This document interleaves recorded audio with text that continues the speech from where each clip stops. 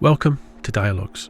Today we are talking to Allan Cockriel. He had 15 years with General Electric, is former CIO of Petrofac, and is now CIO of Global Functions and Group CISO at Shell. This episode was recorded in May 2020. We get into digital transformation, the future of oil, and cover org structures and operating models in this new normal. Let's go and chat with him.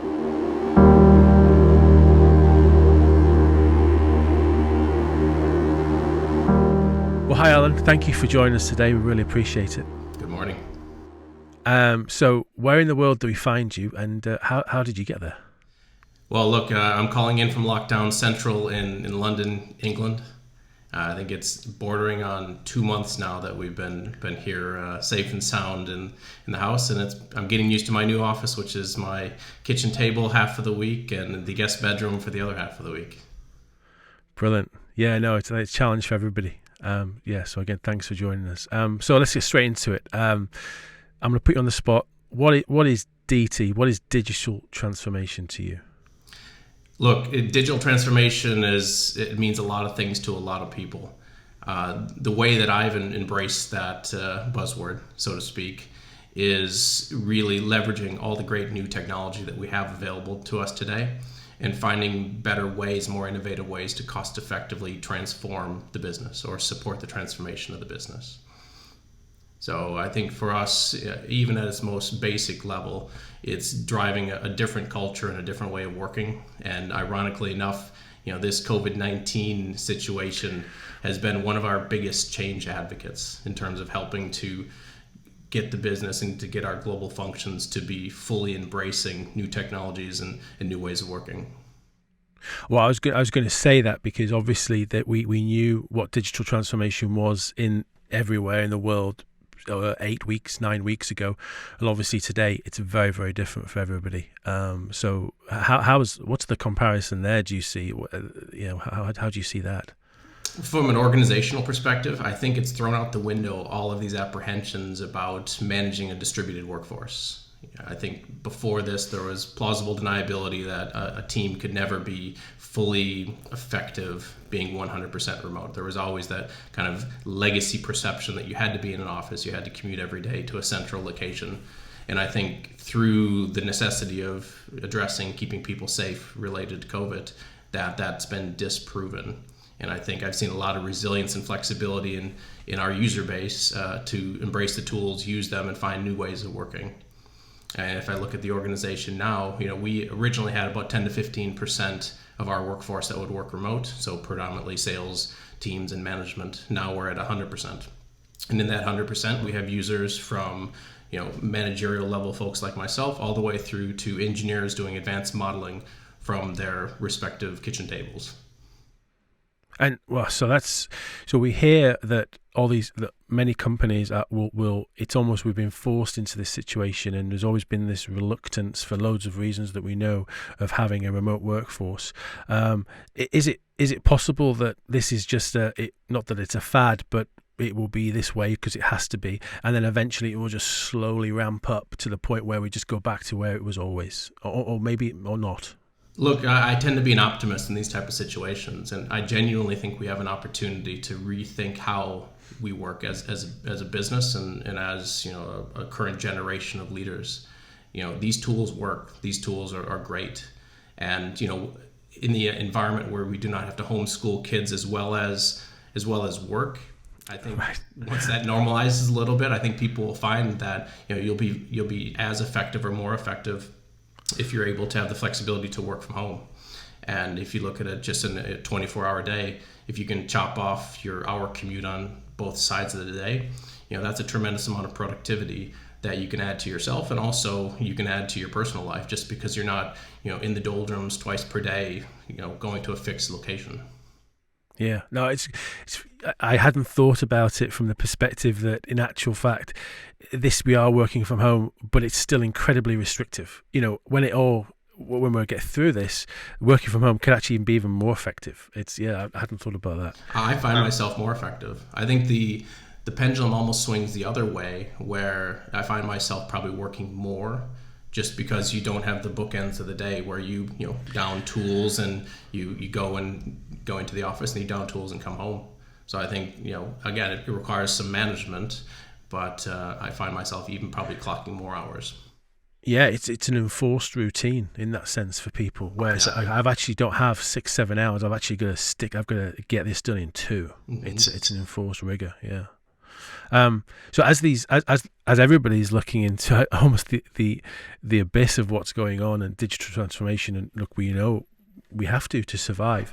Yeah. Some companies are being really aggressive. Some are incredibly conservative, defense, offense. Yeah. What's your advice, experience? What's your take on it? Look, times are really tight. In the oil and gas industry right now, we were hit with a double whammy of near complete demand destruction, as well as the price of oil going through the floor.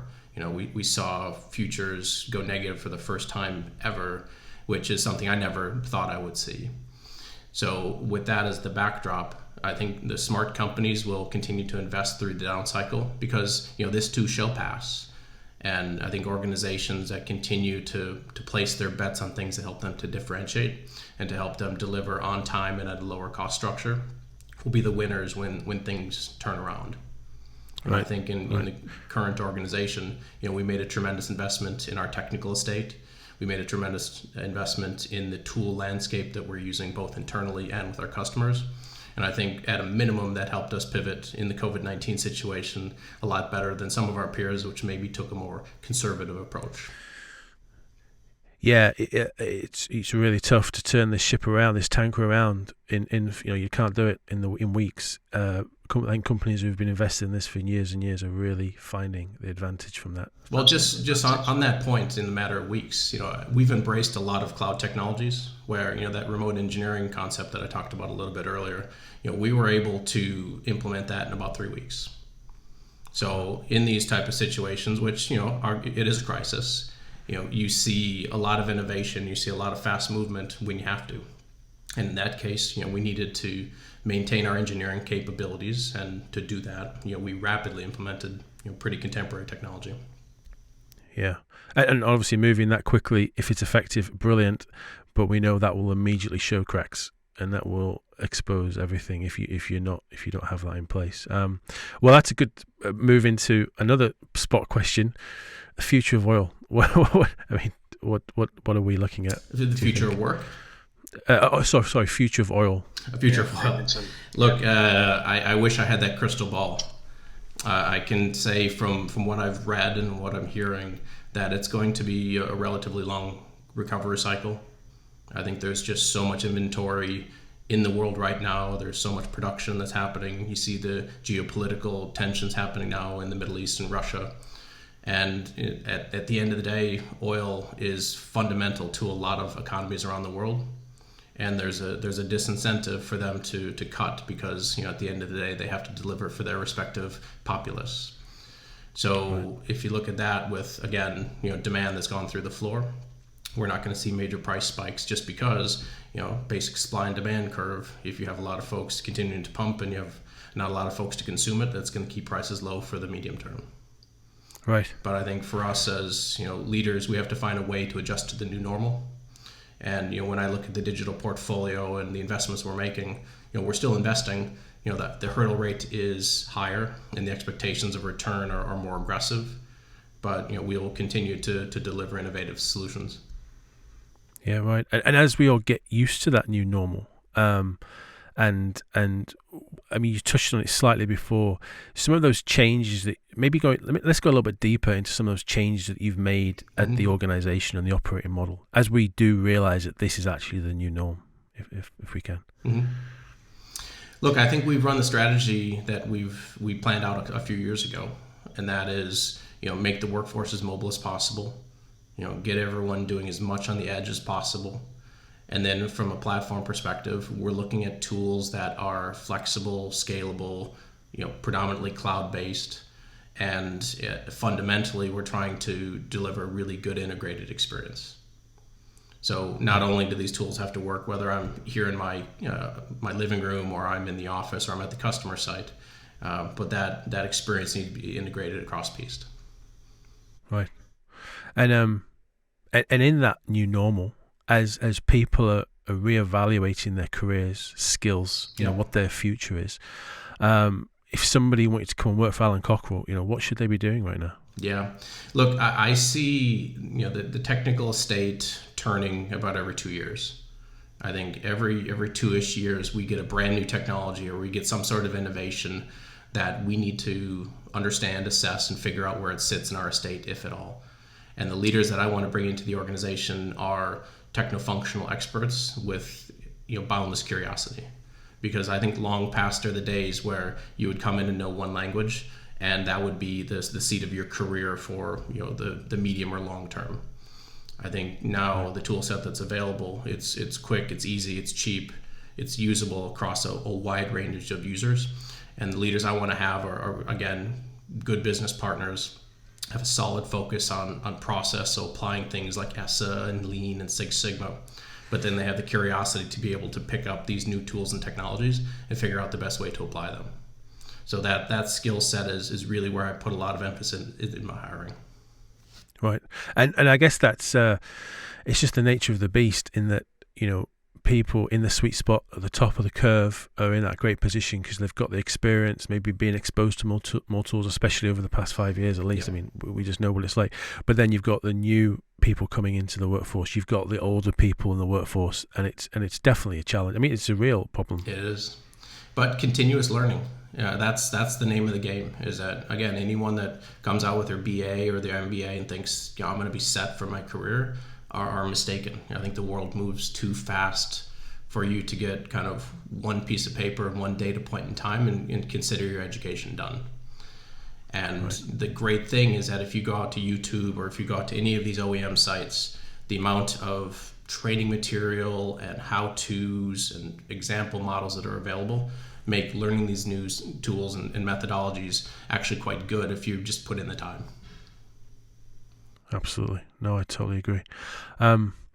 So maybe I'm trying to do some set questions in these podcasts as we start doing these series. Any recent books you've read that you could recommend to anybody listening? Well, so I have 2 young children, and I can tell you a lot of them are children's books. But I was thinking about this question because the one book that I've read recently that I found quite interesting, actually to re-experience it, is Aesop's Fables. So the bedtime stories that I've been reading to my son and daughter, I think that book has been pretty profound because the lessons and the kind of messages from those relatively simple stories are quite interesting, especially viewing it through the lens of, you know, being several decades older than when I first read those stories. Yeah, the age of them and the simplicity. I think they say, isn't there, there's maybe only 7 types of stories in the world, and every Hollywood movie is based off them. But essentially, they're those core concepts. They're timeless. So it's been fun to re-experience that. But I can tell you. Yeah, go ahead. Did you do the voices, or did you just read it plain? I try, but you know, there's so many stories. You know, the voice of the crane, since it tends to sound like the frog, and unfortunately, right. You know, I'm running out of voices. Not too skilled in that space. Yeah, I gave up. I just read it plain now. And then what about podcasts? Do you listen to podcasts? Yes. Whether you know, personal development, sure. anything really that you get from it, or work based as well. Yeah, so that's actually a big way that I consume media, is through podcast. And again, in the previous world when we had a commute, it's kind of funny, this is how I measure my commute. I measure it in one podcast, right. to and from the office. And you know, the podcast that I've been listening to recently, obviously I'm a big fan of Joe Rogan. I think he's brought a very innovative approach to long form media. There's Business Wars on NPR, Freakonomics, a lot of that suite that comes out of NPR in the United States. I tend to listen to frequently. Yeah, it's great that now, you know, from the European side, we can now have access to NPR. Maybe the Dutch side, the Americans can get all the BBC content. It's definitely, I mean, that media landscape's changed. But the value from podcasts is great for us too. So, well, great. Well, thank you, Allan. We really appreciate being on the first ever podcast in this series. And thank you so much. We really appreciate it. Great. Thanks for having me. Have a great day. Thank you, Allan.